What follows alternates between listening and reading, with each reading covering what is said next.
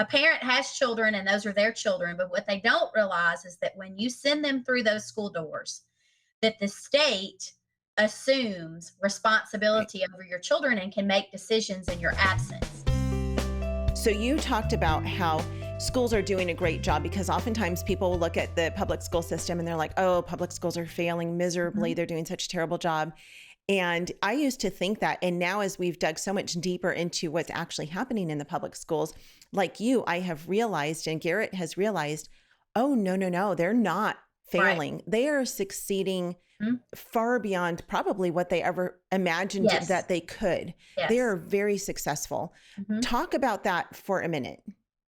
I don't think, our first education director, William Torrey Harris, he believed that children belong to the state. Yeah. And so that ideology has been perpetrated for generations. And parents don't understand in loco parentis, they don't understand that. And I know that Garrett has written an Mhm. article, I think, for Schoolhouse Rocked about that very thing. So, parents, when something isn't going on, that they agree with in education, when something's going on, they say they're my kids, it's my right. And that is true. They are, a parent has children and those are their children. But what they don't realize is that when you send them through those school doors, that the state assumes Right. responsibility over your children and can make decisions in your absence. Right. And they don't realize that. So effectively, you are giving up your rights when you drop your children off at those schoolhouse doors because that administration then has the ability to act on your behalf in your absence. And so, I tell parents, you need to understand that. If you really believe that you don't, this has become a catchphrase. If you really believe that you don't want to co parent with the government, Yeah. you can't send them to public school. Because when you do that, you're giving them permission to act on your behalf in your absence.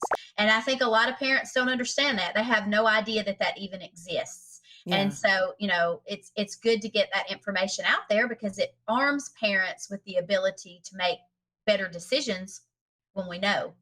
Yeah. Though I think some parents really do want to co-parent with the government. Yes. But I don't think that they understand what that means, what the Right. implications are of that. Because when you think about co-parenting, all the things that, parenting comes with is teaching our kids, right? Raising them up, feeding them, clothing them, sheltering them. But when it comes to the teaching part, parents feel so inadequate. Moms, Yes. moms typically, most of the moms that I've met do not feel well enough equipped to teach their kids. And so it doesn't seem like just the easy thing to do. It seems like the right thing to do, I think, for a lot of parents, and they simply just don't know. And they think, well, I can't teach them. So even though they may not, intentionally think, well, I'm going to co-parent with the government, they really do think, well, they're helping me. They're helping me to Mhm. educate my kids.